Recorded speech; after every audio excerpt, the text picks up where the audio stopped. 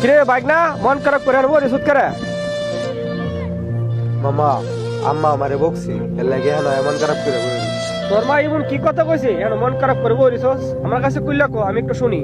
বললো বাবা তোর আমার জন্য কিছু করতে হবে না, তুই নিজে এমন একজন মানুষ হবি যাতে তোর দিকে কেউ আঙ্গুল তুলে না তাকাতে পারে। বাইক না জানস, মা এমনই হয়, নিজের জন্য কিছুই চায় না।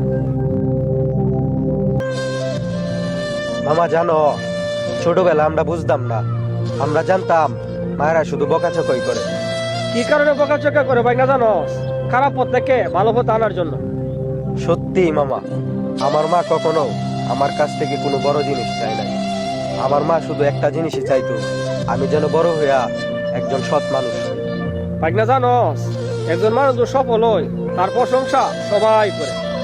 কিন্তু একজন মা তার সন্তানের ভালো চরিত্র নিয়ে প্রশংসা করে, টাকার পরিমাণ দিয়ে না। আমরা সবসময় টাকা রোজগার নয় চিন্তা করি, আর একজন মা চিন্তা করে আমার সন্তান ভালো মানুষ হচ্ছে কিনা। মামা আমি আজকে একটা সিদ্ধান্ত নিলাম। বাইক না কি সিদ্ধান্ত নিলি? মামা আমি আজ থেকে এমন কোনো কাজ করব না যাতে আমার জন্য সমাজে আমার মা বাবার মাথা নিচু না হয়।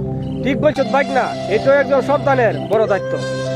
সন্তানের কাছে মা ধন সম্পদ চাই না, মা চাই সন্তান যেন ভালোভাবে চলে।